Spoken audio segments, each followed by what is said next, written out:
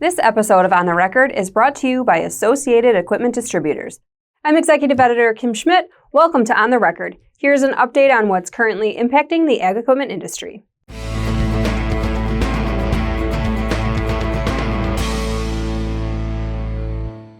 PTI Farm's 2024 high-speed planting corn study is out, and the results show that a high-speed planting system increases a farmer's likelihood of hitting their target planting window and seeing higher yields each year. PTI Farm commercial agronomist Jason Webster says 7 years of data show that not only were yields maintained at higher speeds, that there's actually an increase. Traditionally, there's some growers that really felt that the only way they could do a good job of planting is if they planted slower. And yes, that was the case years ago, decades ago. But now we've got technology, high-speed planting technology, where we can plant faster without sacrificing performance. To prove this, we've looked at yield data. We put trials in, we put protocols in at the PTI farm. From 2018 to 2024, we planted at 4, 6, 8, and 10 mile an hour planting corn. And there's just been very little yield difference from those planting speeds. Matter of fact, there's only been a 2.1 bushel difference from the slowest speed to the highest speed. What does this mean? Well, it means with speed tube, high-speed planting technology, you can plant faster and you don't have to worry about yield falling off. It's been very, very consistent. Of course, Webster notes, these results are based on using high-speed planting technology. The results aren't the same with non-high-speed tech. We've tried to do high-speed planting with seed tube, and it kind of simulates you as a grower. You got seed tubes on your planter and you're trying to get done planting the field, and all of a sudden the black clouds come rolling in and it's going to rain. And you say, well, let's hurry up and get this field done. Let's throttle up. Let's plant faster to get this field done. Well, we've done that with seed tube and we've run into some real problems. Matter of fact, this past year in 2024, where we did that, we took 5 mile an hour planting speeds, ramped it up to 10 mile an hour with traditional seed tubes. We lost 11.5 bushel of corn times the price of corn. That was nearly a $50 loss on a per acre basis. However, we used that same 5 mile an hour, ramp it up to 10 mile an hour using speed tube. There was only a difference of 0.7 bushel to the acre and a $3 difference on a per acre basis. So it shows the differences of planting fast with and without high-speed planting technology. This week's dealers on the move include Titan Machinery and Johnson Tractor. Case IH and New Holland dealer Titan Machinery is acquiring New Holland dealer Farmers Implement and Irrigation, which has 2 stores in Brookings and Watertown, South Dakota. The transaction is expected to close May 15th. Case IH dealer Johnson Tractor joined the Hyundai Construction Equipment Dealer Network. Now here's Noah Newman with the latest from the Technology Corner.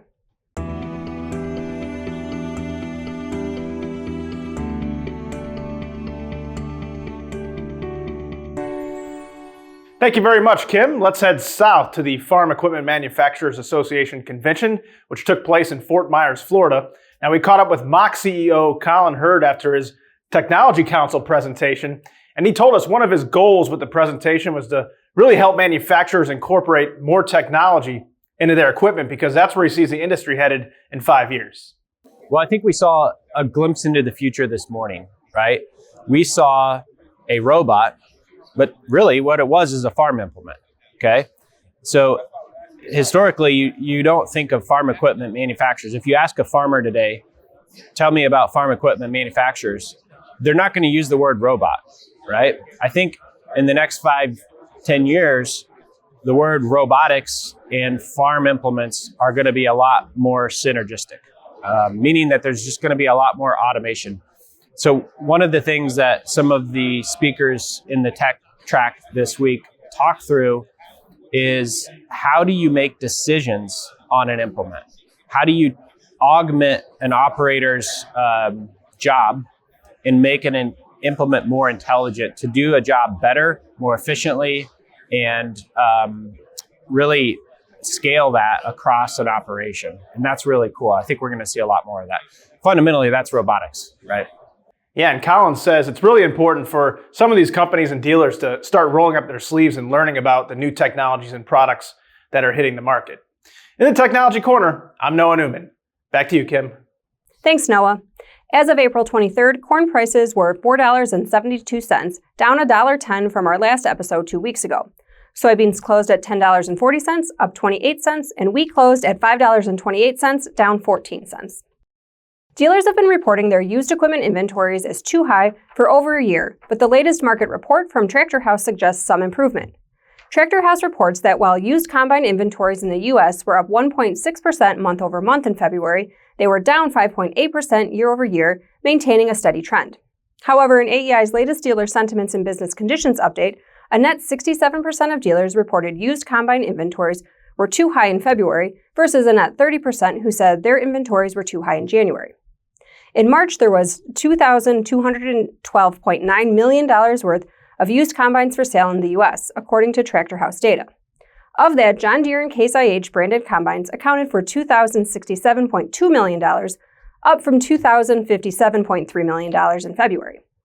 From a regional standpoint, the North Central region, which includes the Corn Belt and Great Plains, accounted for $1,697.3 million of the used combine market.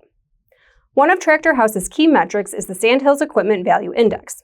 This data includes equipment available in auction and retail markets and model year equipment actively in use. EVI spread measures the percentage difference between asking and auction values. The EVI spread for used combines fell from 48% in January to 46% in February, still close to the peak value seen in 2015. Tractor House reports that older combine inventory has steadily decreased, and recently, newer combine inventory has increased and is driving values up. In addition, Class 8 or larger combines are taking a larger share of the combine market and have been since first surpassing Class 4 to 7 combines in January 2023. According to AGCO's 2024 annual report, the OEM has 2,700 dealers and distributors worldwide. Europe accounts for 755 dealers and distributors, but contributed 55% of AGCO's net sales in 2024, up from 49% in 2023. Meanwhile, North America's 1,215 dealers accounted for nearly half of AGCO's dealerships, but only contributed 24% of 2024 net sales for the OEM, down from 26% in 2023. In 2024, AGCO announced the launch of FarmerCore, a global initiative to deliver a next-generation farmer and dealer experience built on 3 pillars: the on-farm mindset, smart network coverage, and digital engagement, the OEM noted in the report. According to the report, FarmerCore will be implemented in close partnership with AGCO's global dealer network. The program launched this year in select North and South American dealer organizations, with continued expansion expected throughout 2025. AGCO monitors each dealer's performance and profitability and establishes programs that focus on continuous dealer improvement. This week's DataPoint is brought to you by the Dealership Mind Summit. To download the program and to register, visit dealershipmindsummit.com. For 2024, total U.S. cropland acreage reported in the USDA Economic Research Services Major Land Uses Data Series was 328 million acres, down by 6 million acres from the 2023 estimated acreage. The ERS statistics in the total cropland use for crops data shows that cropland harvested, the largest component, declined to 303 million acres, a reduction of 1 million acres since 2023. Crop failure acres declined 3 million acres from 2023 to 10 million as drought conditions eased. That's it for this week's On the Record. If you've got comments or story suggestions, you can send them to me at kschmidt@lestermedia.com. Until next time, I'm Kim Schmidt. Thanks for joining us.